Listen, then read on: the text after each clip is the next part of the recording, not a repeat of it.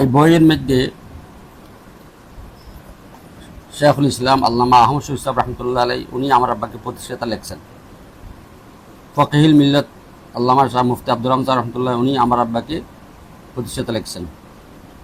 এবং কদিম সৌদ রহমতুল্লাহ আলাই, বুখারি সাহেব রহমতুল্লাহ আলাই, যিনি মতুন সাহেব রহমতুল্লাহ আলাই, ফটি মুসা রহমতুল্লাহ বেটা মাওলানা মহিবুল্লাহ সাহেব রহমতুল্লাহ আলাই, জোক সাহেব রহমতুল্লাহ আলাই, হাফেজ জুনাইদ সাহেব রহমতুল্লাহ আলাই, তারপর নাজিরার মৌলানা ইদ্রিস সাহেব রহমতুল্লাহ আলাই, তারপর বাবনের হজরত মতুন সাহেব রহমতুল্লাহ আলাই, লালপুর মুফতি সাহেব রহমতুল্লাহ আলাই, তারপর হাফেজ কাসম সাহেব রহমতুল্লাহ আলাই, মামুন রশিদ রহমতুল্লাহ আলাই, মাওলানা আবু সাহেব রহমতুল্লাহ আলাই, নদী সাহেব রহমতুল্লাহ আলাই, মাওলানা আব্দুল হক আগায়রা, এগুলো সব ওলামায়ে আমরা আমার আব্বাকে প্রতিষ্ঠাতা হিসেবে এখানে উল্লেখ করেছেন। এই বইয়ের মধ্যে সব আছে, ওনাদের হাতের লেখা আছে। আসসালামু আলাইকুম রহমতুল্লাহ বরকাতুহু। বিসমিল্লাহির রহমানির রহিম। লা ইন শাকারতুম লা আযীদান্নাকুম ওয়া লা ইন কাফারতুম ইন আযাবি লাশাদীদ। বরকতান আয়াতে কারিমা তেলাওয়াত করিয়েছে। আসলে যখন আপনি সাংবাদিক জিজ্ঞেস করেছেন, সত্যটা বলতে হয়। আমার আব্বাজি রহমতুল্লাহ আলাই দেওবন্দ থেকে আসার পর নাজিরাট বন মাদ্রাসায় 2 বছর ওস্তাদ হিসেবে নিয়োগ পাইয়ে মাদ্রাসার খেদমত করিয়েছেন। তারপর বাবনগরে চলে গিয়েছেন। বাবনগরে একাদারসে প্রায় 15 বছর বিভিন্ন কিতাবাদি, বিশেষ করে হাদিসের কিতাবাদি দরজ দিয়েছেন। আব্বাজি রহমতুল্লাহ আলাই ছাত্র জীবনে নানহুর বাজার, বর্তমান বাইতুল আমান মসজিদের উত্তর সাইডে যে জায়গাটা ওবায়দিয়া মার্কেট নামে আছে, সেইটাই ছিল আমার আব্বাজি রহমতুল্লাহ আলাইয়ের ছাত্র জীবনের প্রতিষ্ঠান। আব্বাজি রহমতুল্লাহ এখানে পড়িয়েছেন। হযরত মাওলানা লাল মিয়া সাহেব রহমতুল্লাহ আলাই ওটার প্রতিষ্ঠাতা। আমার আব্বাজি রহমতুল্লাহ আলাই মাওলানা উবাইদুল হক লাল মিয়া সাহেব রহমতুল্লাহ হাতে কাফিয়ে পর্যন্ত পড়িয়েছেন। কাফিয়ে পড়িয়ে দেওবন্দ চলে গিয়েছেন। দেওবন্দের মধ্যে আবার কাফিয়া থেকে পড়িয়েছেন।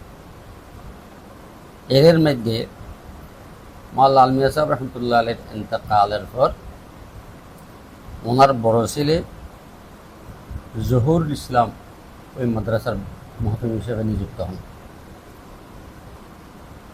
অনেক দিন চলার পর হঠাৎ উনি ইন্তেকাল করলেন। ওনার ইন্তেকালের পরে মাওলানা এজাহারুল ইসলাম ওনার 2 নম্বর ছেলে ওই মাদ্রাসার, যেটা মাওলানা লাল মিয়া সাহেব রহমতুল্লাহ আলাইয়ের প্রতিষ্ঠিত নানুর বাজার হেমায়েত ইসলাম মাদ্রাসার নাম ছিল, ওইটার মুহতামিম নিযুক্ত হন। ওনার ইন্তেকালের পরে আর মাদ্রাসা ওইখানে বরকরার রাখতে পারতেছেন না। এর মধ্যে একটা তুফানও হয়েছে। ঘর এবং কুটির ঘর ছিল, সনের ঘর ছিল, বেড়ার ঘর ছিল, সব ফুটে গিয়েছে। ওইখান থেকে সব নিয়ে ওনারা, বিশেষ করে মাওলানা আহমুদ্দিন সাহেব রহমতুল্লাহ আলাই, মাওলানা তোফায়েল সাহেব রহমতুল্লাহ আলাই, ওই আমরা ফাইনামুল হুজুর বলতাম, উনি আরও যারা ছিল মাওলানা হামিদ সাহেব রহমতুল্লাহ আলাই, এরা সব অনেক জায়গা খোঁজাখুঁজির পর একটা মাদ্রাসা, অর্থাৎ 13 বাড়ির মাস্টার ফজলুর রহমানের বাড়ির ইবাদতখানায় মাদ্রাসা ফরাফরি আরম্ভ করছেন। এই আরম্ভ করার পর এটা হইল 1377 হিজরি। 1377 হিজরির মধ্যে ওইখানে যাই আবার একটা মাদ্রাসা প্রতিষ্ঠা করেছেন। এটার নামও মাদ্রাসায় হেমায়েত ইসলাম। এটার নামও মাদ্রাসায় হেমায়েত ইসলাম।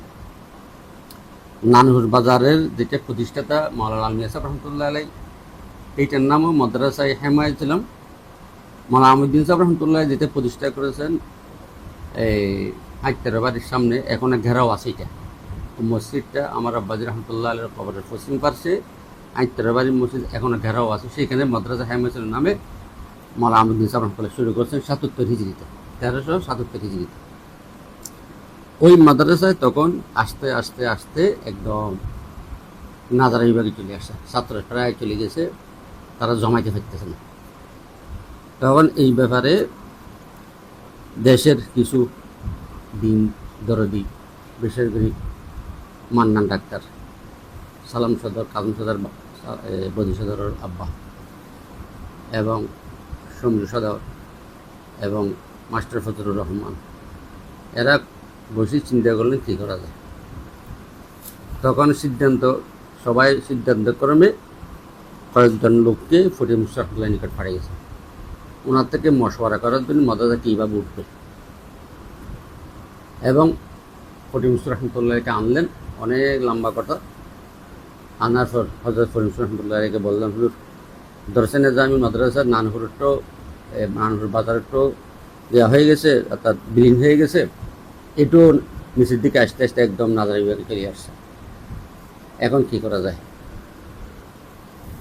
দেশের গণ্যমান্য মানুষরা তখন অনেক লোক হয়েছিল বলে শুনছি। ফটিক হজরত মুশতাক রহমতুল্লাহকে বলতে, হুজুর হয়তো আমাদেরকে হারুনকে দেন, অর্থাৎ বাবুল সাহেব রহমতুল্লাহ আলাই, বর্তমান মাওলানা মহিবুল্লাহ সাহেব রহমতুল্লাহ আলীর আব্বা, অথবা সুলতানকে দেন, অর্থাৎ আমার আব্বা। মুশতাক রহমতুল্লাহ আলাই বলতেন, বা একজন মুহাদ্দিস, একজন মুহসিন কাকে দেবো? যখন একজনকে দিলে মাদ্রাসার সমস্যা হবে, ক্ষতি হবে। একজন শাশুড়ি, একজন বউ, এইভাবে একটা প্রবাদ বাক্য বলতেন ফটিক হজরত মুফতি সাহেব রহমতুল্লাহ আলাই।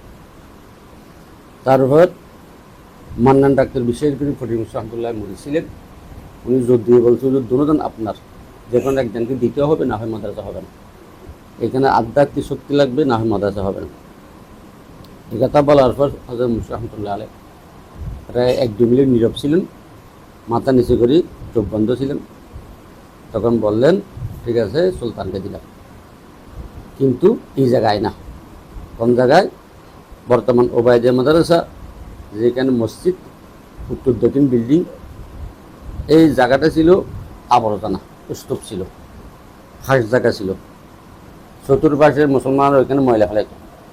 সেইখানে ফটিক মুশতাক রহমতুল্লাহ আলাই আসিয়ে আঙ্গুল দিয়ে দেখাই দিলেন, উত্তর দক্ষিণ একটা বেটার ঘর করো, এই মাদ্রাসার নাম হবে ওবায়দিয়া হাফিজুল উলুম।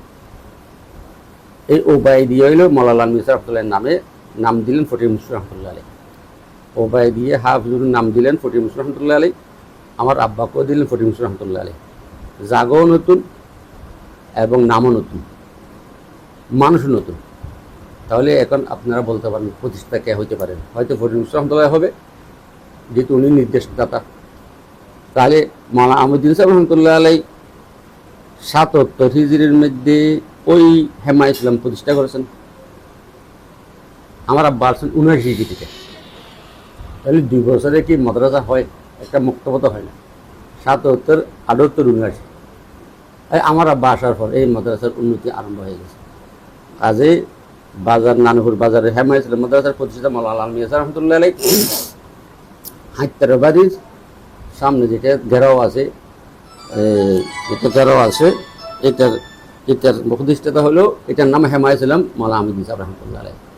নতুন জায়গায় যেটা ওবায়দিয়া, যে এখন নতুন জায়গায় নামও নতুন, মানুষ আব্বা নতুন, আমার আব্বা নতুন, নামও নতুন। এটা হলো ওবায়দিয়া হাফিজুল উলুম এবং জায়গাও নতুন। কাজে এটার প্রতিষ্ঠা আমার আব্বা। আর 2 বছরও তো একটা মক্তবা হয় না, 2 বছর একটা মাদ্রাসা কেমন হবে? কাজে যারা ভ্রান্তিতে ভুলে আছেন তাদের ভুল ভাঙার জন্য এই সংক্ষিপ্ত আলোচনা করলাম। বিস্তারিত জানতে চাইলে আমার কাছে জানতে পারবেন, এটা ডকুমেন্ট সব কিছু আছে। আর মাওলানা আহমদুদ্দিন সাহেব রহমতুল্লাহ আলাইহির কবর হয়তো ওনার বাড়িতে, ওনার নামে কোনো জায়গাও নেই। যদি উনি প্রতিষ্ঠিত হয়ে থাকে তাহলে জায়গা দেবেন, কাগজ ওনার নামে একটাও তো নেই, সব তো আমার আব্বার নামে। আর উনি থাকতে আমার আব্বাকে আনলেন কেন? উনি তো একজন মুহতামিম, তাহলে আমার আব্বার মুহতামিমের জন্য ফটিক মুশতাক রহমতুল্লাহ আলাই আসিয়ে যে বললেন কেন? চতুর্পাশের মান্নান ডাক্তার তারা কেন বললেন? কাজে উনি তো নাজম সাহেব হিসেবে মশহুর। আমার ওস্তাদ, ওনার কাছে আমি পড়ছি, তিনি মিশরে পড়ছি, আর অন্য বিদ্যায় পড়ছি। উনি তো নাজম সাহেব সবসময় বলিয়ে আসছেন, আমরাও বলতাম নাজম সাহেব। আজ ওনার দরজা বহুত উপরে। প্রতিষ্ঠাতা বলতে সেটা এই ইতিহাস মতো আমার আব্বাজি রহমতুল্লাহ, মোহাম্মদ সুলতান রহমান রহমতুল্লাহ। আমার আব্বা ইন্তেকাল করেছেন 97 ইংরেজিতে, 1997। আমার আব্বার আমলও হযরত মাওলানা মিসাব রহমতুল্লাহ আলাই মানুষকেও বলেছেন এবং বিভিন্ন প্রকার সিরির মধ্যেও লিখেছেন আমার আব্বাজি রহমতুল্লাহ প্রতিষ্ঠাতা। আমার আব্বার ইন্তেকালের পরও যত পারিশ্রিক রিপোর্ট, মাদ্রাসার ক্যাটলগ, ইশতেহার, তার ক্যালেন্ডার, সব জায়গায় মহাজন হিসাব রহমতুল্লাহ আলাই আমার আব্বাকে প্রতিষ্ঠা লিখছেন। হঠাৎ করে 100 ইংরেজির পরেই প্রতিষ্ঠা থেকে আমার আব্বাকে বাদ দিয়ে মৌলানা আমিদুল সাহেব রহমতুল্লাহ, যিনি 2 বছরের মাত্র এহতেমামি, তাও হেমায়ত ইসলামী, ওনাকে প্রতিষ্ঠা বলছেন। ওনার কী উদ্দেশ্য আমরা জানি না, আল্লাহ বুঝার তৌফিক দান করেন। বিস্তারিত যদি আরও জানতে ইচ্ছে হয় আমার সাথে যোগাযোগ করবেন। আসসালামু আলাইকুম।